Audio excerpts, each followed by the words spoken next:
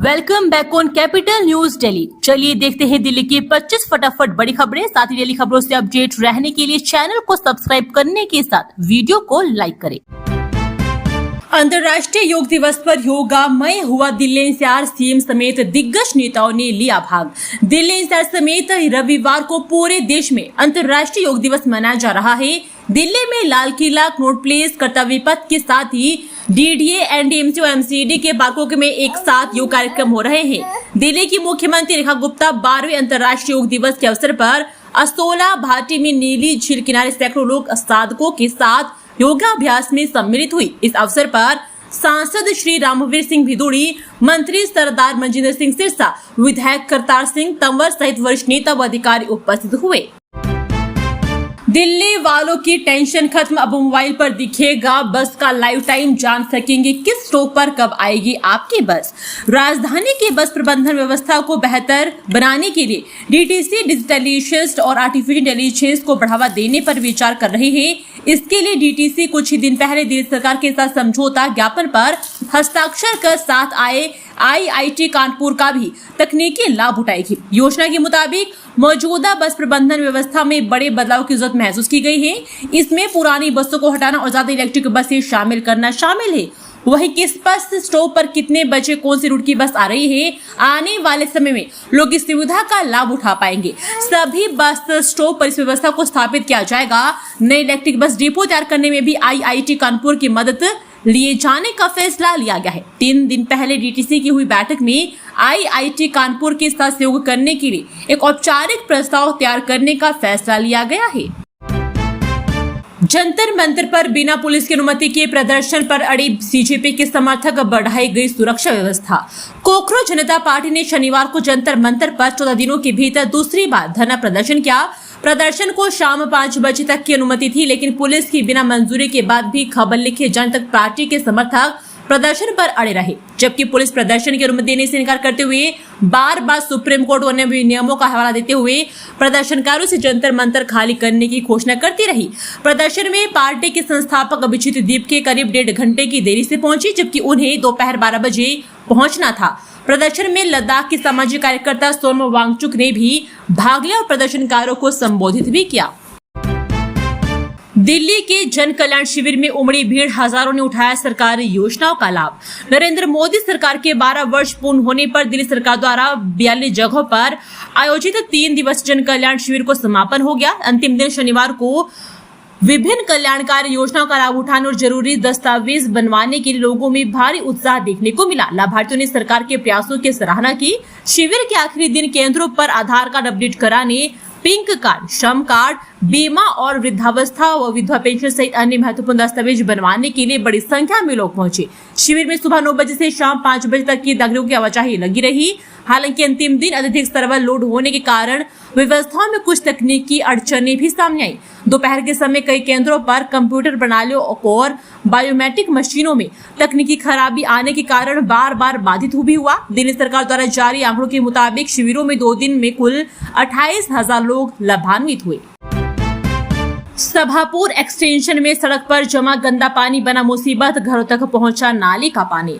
Sabhapur extension में लंबे समय सड़क पर जमा गंदा पानी स्थानीय लोगों के लिए बड़ी परेशानी बना हुआ है।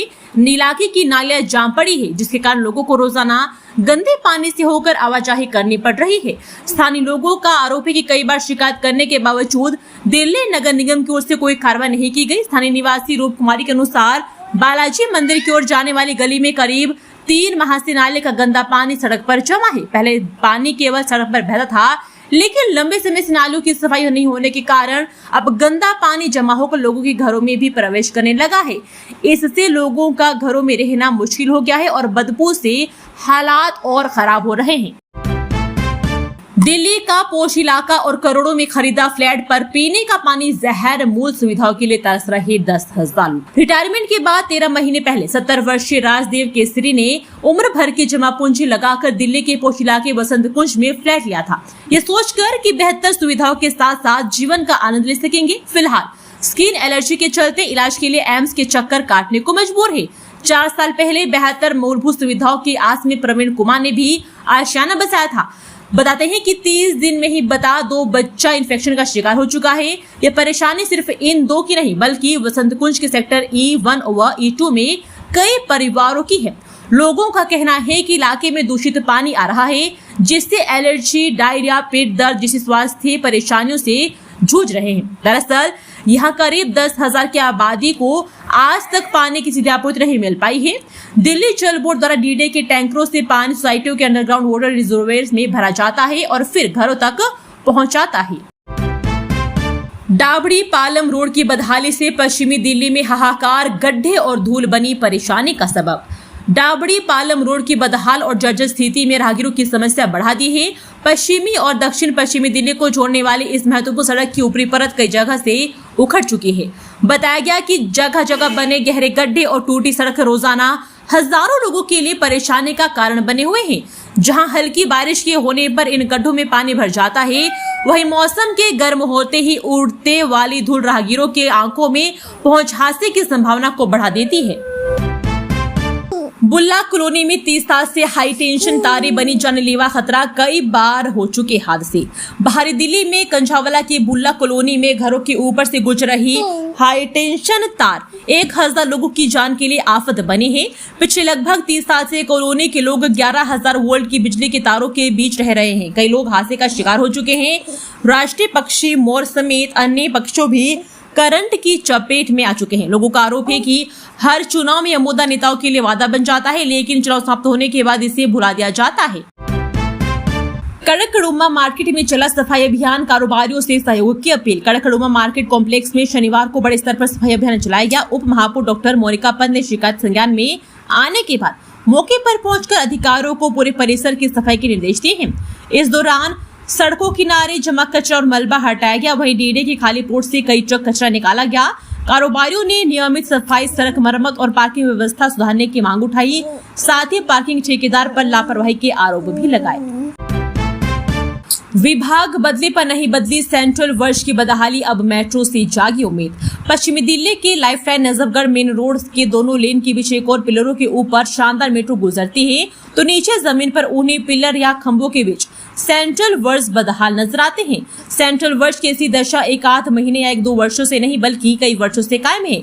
बता दें कि करीब 1.5 दशक पहले इस सड़क को दिल्ली नगर निगम से लोक निर्माण विभाग को इसे ट्रांसफर किया गया था ताकि इसका कायाकल्प हो सके, लेकिन विभाग बदलने से इसकी किस्मत नहीं बदली। सड़क किनारे बनी ग्रीन बेल्ट की दीवारें और ग्रिल भी टूट चुके हैं। उत्तम नगर से लेकर द्वारका मोड़ के बीच आज भी हालात उस जस के तस थे, जहां सुरक्षा के लिए लगाए गए लोहे के ग्रिल और सीमेंट के अवरोधक गायब हुए और हरियाली की जगह सिर्फ धूल उड़ती नजर आती है। ग्रिल न होने की वजह से लोग तेज रफ्तार गाड़ियों के बीच जान जोखिम में डालकर सड़क पार करने को मजबूर है, जिससे हादसों का ग्राफ लगातार बढ़ रहा है। दिल्ली में नवजात बच्चों की खरीद फरोख्त, लड़का लड़की और जुड़वा शिशुओं को अलग अलग दरों पर बेचते थे आरोपित। दिल्ली में नवजात बच्चों की खरीद फरोख्त के मामले में खुलासा हुआ है कि आरोपी लड़का लड़की और जुड़वा बच्चों को अलग अलग दरों पर बेचते थे। पुलिस ने अब तक 13 लोगों को गिरफ्तार किया है और गिरोह के अन्य सदस्यों व बच्चों के माता पिता तक पहुँचने का प्रयास कर रही है। IAS अधिकारी को गृह मंत्रालय का कारण बताओ नोटिस, 15 दिन में मांगा जवाब। दिल्ली सरकार में अतिरिक्त सचिव रहे और फोरेंसिक साइंस लैब के पूर्व प्रमुख IAS अधिकारी सौम्यकेतु मिश्रा की मुश्किलें बढ़ती नजर आ रही है। दिल्ली से मिजोरम तबादला होने के करीब 2 महीने बाद भी वहां रिपोर्ट न करने पर केंद्रीय गृह मंत्रालय ने उनके खिलाफ सख्त रुख अपनाया है। मंत्रालय ने इसे अनुशासनहीनता मानते हुए अधिकारी के खिलाफ अनुशासनात्मक कार्रवाई की प्रक्रिया शुरू कर दी है। गृह मंत्रालय ने 18 जून को सौम्यकेतु मिश्रा को एक कारण बताओ नोटिस जारी किया है। इनमें पूछा गया है कि आदेशों की अवहेलना करने पर उनके खिलाफ अखिल भारतीय सेवा नियम 1969 के तहत कार्रवाई क्यों नहीं की जाए। मंत्रालय ने मिश्रा को अपना पक्ष रखने के लिए 15 दिनों का समय दिया है। दिल्ली की GT करनाल रोड पर शुरू हुआ नया टी पॉइंट, बिना यू टर्न सीधे निकलेंगे वाहन, जाम से मिलेगी राहत। राजधानी की व्यस्ततम सड़कों में शामिल GT करनाल रोड पर ट्रैफिक जाम की समस्या कम करने के लिए दिल्ली ट्रैफिक पुलिस ने नई व्यवस्था लागू की है। उत्तरी रेंज की ओर से पिलर संख्या 102 और 103 के बीच नया कट खोलकर उसे टी पॉइंट के रूप में संचालित किया गया है। इससे शाह आलम मान मार्ग से आने वाले वाहन अब सीधे GT करनाल रोड पर पहुंच सकेंगे और उन्हें पिलर संख्या 100 के पास जाकर यू टर्न लेने की जरूरत नहीं पड़ेगी। राम मंदिर चंदा चोरी मामले पर आपने भाजपा को घेरा, कार्रवाई न होने पर उठाए सवाल। आम आदमी पार्टी ने अयोध्या राम मंदिर के चंदा चोरी मामले पर फिर भाजपा को घेरा है। पार्टी से राज्यसभा सदस्य और उत्तर प्रदेश के प्रभारी संजय सिंह ने राम मंदिर के चढ़ावे और चांदा चोरी के सामने आए मामले को लेकर भाजपा को कटघरे में खड़ा किया है। उन्होंने आरोप लगाया है कि मंदिर में चंदा चोरी से पहले मंदिर के लिए जगह खरीदने में भी गड़बड़ी हुई है। उन्होंने कहा कि 2021 में इन्होंने इस ओर इशारा किया था। सिंह ने कहा कि प्रभु श्री राम मंदिर के चंदे और चढ़ावे की चोरी का मामला सामने आ रहा है। डिफेंस कारोबारी से 10 करोड़ की रंगदारी का कनाडा कनेक्शन, 3 गिरफ्तार। पंजाब पुलिस का पूर्व कर्मी था मास्टरमाइंड।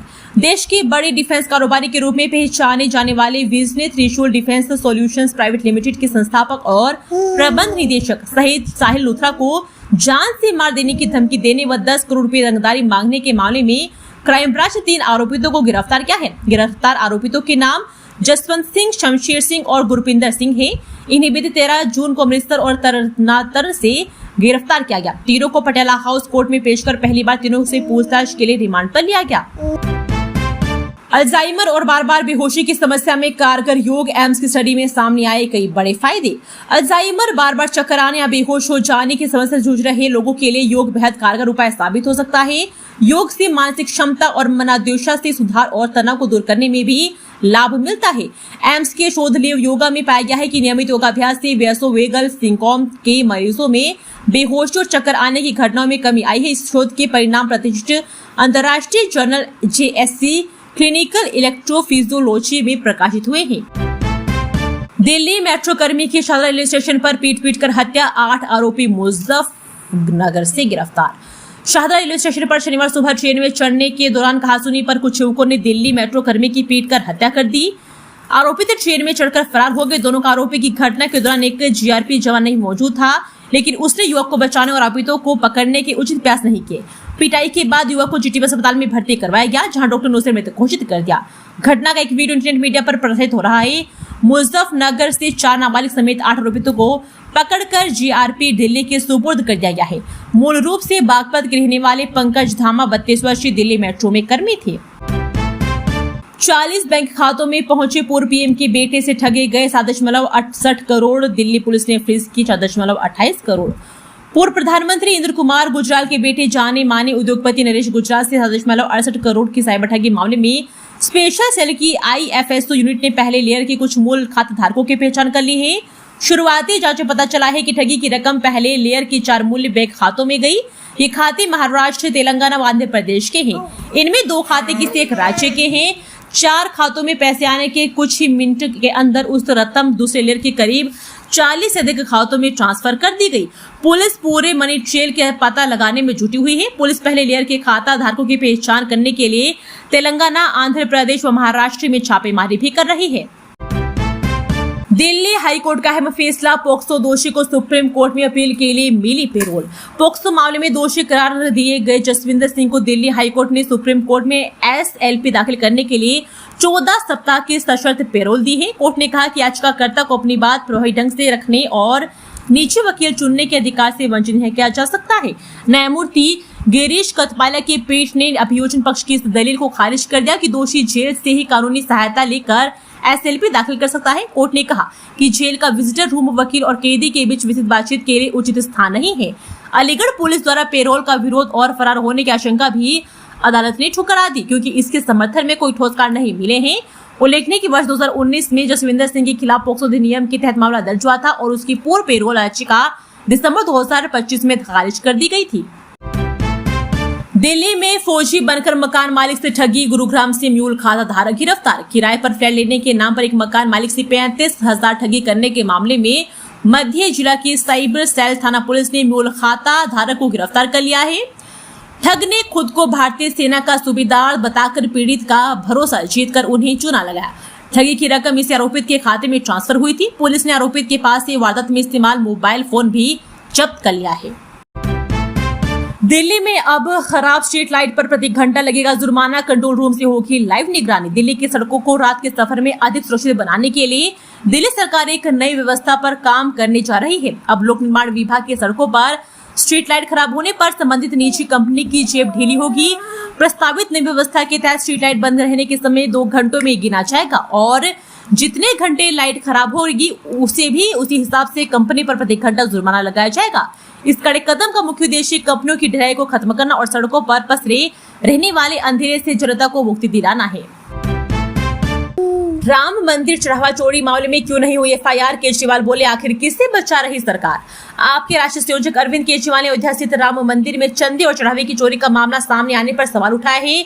इस मामले में अभी तरफ एफआईआर क्यों नहीं हुई है। उन्होंने कहा कि राम मंदिर में करोड़ों हिंदू की आस्था है, उसी राम मंदिर में करोड़ों रुपए की चंदे की चोरी हो गई, लेकिन अभी तक एक भी एफआईआर दर्ज नहीं हुई है। उन्होंने कहा कि आखिर सरकार किससे बचा रही है।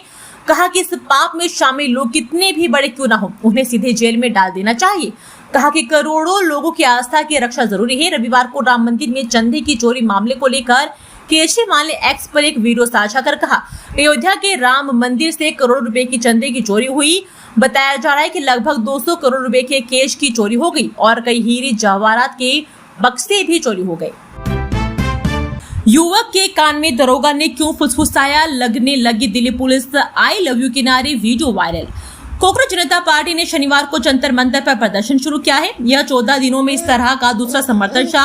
हालांकि प्रदर्शन की इजाजत सिर्फ शाम 5 बजे तक की थी, लेकिन पार्टी के समर्थक वहीं डटे रहे और पुलिस की मंजूरी के बिना भी अपना प्रदर्शन जारी रखा। इसी बीच प्रदर्शन स्थल के कई वीडियो ऑनलाइन वायरल होने लगे, जिनमें से एक वीडियो ने लोगों का दिल जीत लिया।